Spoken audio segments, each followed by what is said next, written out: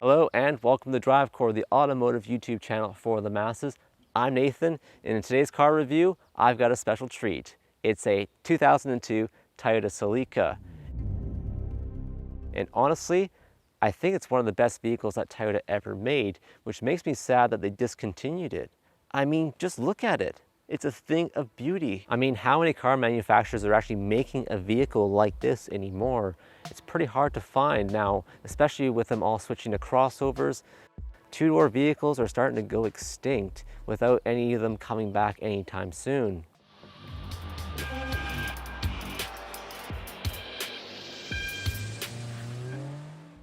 This 7th gen Celica was one of the last affordable two-door vehicles you could buy in the 2000s. Yeah, you had some other choices like the Nissan 350Z and also a Hyundai Tiburon, but this is a Toyota we're talking about. They made some of the most iconic sports cars and, not to mention, some of the most reliable cars of all time. Yet when they stopped making this car, they wouldn't make another two-door sports car like this until 2012 when they released the GT86.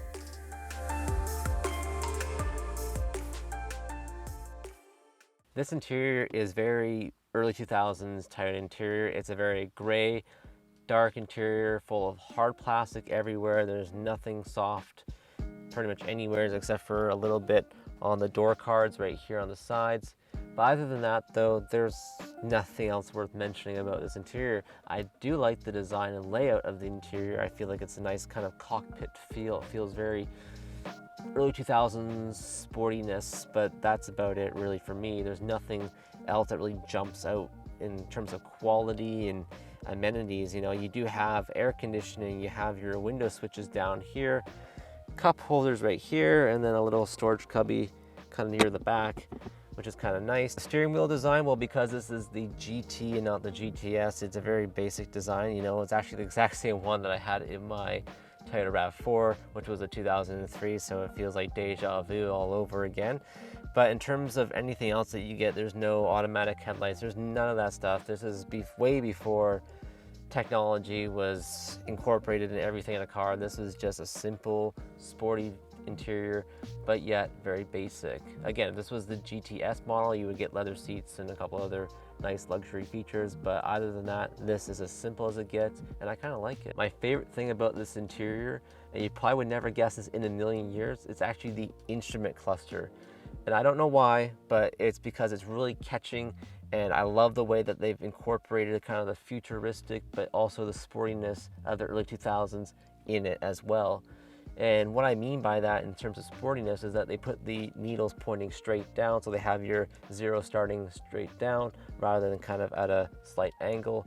And then also they incorporated some futuristic elements like adding a digital fuel gauge and also temperature sensor as well, which I think is just really neat.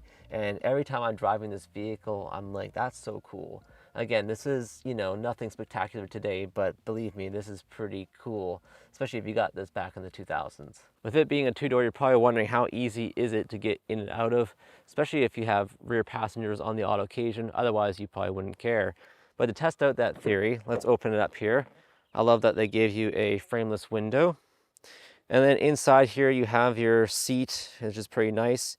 Get some nice bolts down the side. There's a little latch down here that you lift, and the seat will slide forward. So I'm gonna try and get in now and see how easy it is. Not bad. If you wanna fit people back here in a pinch, you can definitely do that. Again, it's not a vehicle that you'd wanna carry people back here all the time. And that's kind of why a lot of people like to buy these vehicles, is so they don't have to carry people around. So smart move.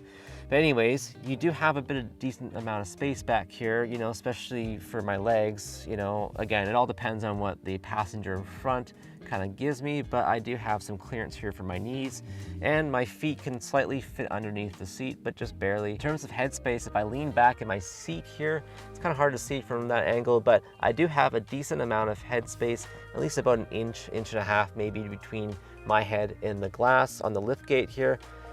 And you know, that's actually not that bad considering, because a lot of other vehicles, especially like these ones, where you don't have any headspace at all, you're kind of sitting like this half the time. but this one is not bad. And in terms of what you get back here, well, it's not much of anything. You know, you do get some cup holders and a speaker on either side, but nothing else worth noting. Getting out, there's a little latch down here that you can push on with your feet or use your hands. And then simply get out. Now, honestly, that was not bad. There's a lot of vehicles like this I've had to get in and out of over the years. Fortunately, I am young, but still, they can make you feel like really old. It makes it hard to get out. I love that Toyota did this lift back design with the Celica. It actually looks not only sporty, but it's very practical as well. You can fit larger and taller items back here in the rear cargo area. Not to mention, if you were to fold down the rear seats, you would have an endless amount of space. And you could fit golf bags back here like the owner does on occasion, which is quite nice. And if you had the privacy cover, which is missing actually in the vehicle I'm reviewing here today, it would add that nice bit of extra privacy and protection from sensitive items as well. As I said in the beginning of this review, this car is a true thing of beauty, and I mean it.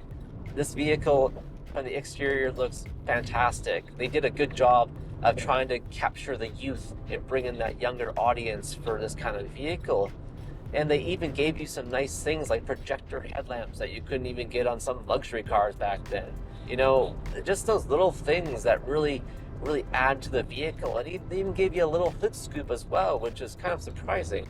When this 7th generation Celica came out, it came in 2 different trim packages. It came in the GT, which is the one I'm driving here today, and the GTS, which is the top of the line model. Now, it only really mattered if you cared about the engine choices. Now, despite the fact that they're both 1.8 liter 4-cylinder engines, they're actually different.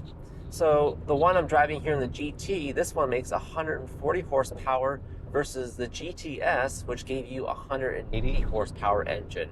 Now that engine was co-developed with Yamaha, and they were able to squeeze out some extra ponies. In terms of fuel economy, both engines actually got pretty similar numbers, getting about 8.7 liters per 100 kilometers, or about 27 miles per gallon, and that's with city and highway combined. Now that's not bad, especially for 2002, but even more so now. You know, it actually makes this vehicle worth keeping just for that alone. Despite the fact that there's 2 engine choices, they both suffer from the same thing, and that is burning oil. Now, I don't know why exactly this happens with the 7th generation Celica, but I've heard that what happens is that the pistons get gummed up, and then it destroys the rings over time, and then that's how it starts to burn oil. Now, that's just speculation. I don't know if that's actually true or not, but the owner told me that he has to fill this vehicle up almost on a weekly basis. Now, that's a lot if you think about it. And it's funny enough, even today, before having to film, I actually had to fill it up with oil. Driving this car, it feels like it has 2 personalities almost. It feels like, yes, you can drive this in the city and be comfortable, or if you want to go down a back road and have a little bit of fun, you can definitely do that as well. Another thing I love about driving this vehicle is the transmission. This is just perfect. This vehicle did come with 2 choices. It came with a 4-speed automatic, like a lot of vehicles in the early 2000s did, or a 5-speed manual. And I have to say, this is like the perfect match with this vehicle, especially with this engine, is the 5-speed transmission.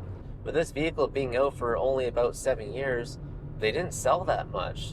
It was actually close to about 130,000 vehicles that they had sold over that time.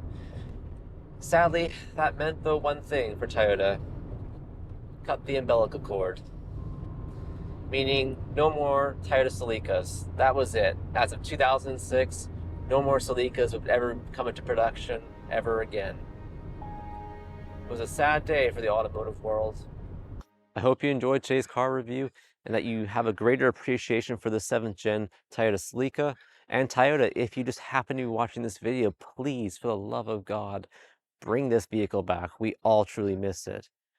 Now, if you enjoyed today's review, make sure you also hit the thumbs up button, and while you're down there, hit the subscribe button too, so that way you get more automotive content like this and future videos on my channel. And until next time, take care. Bye now.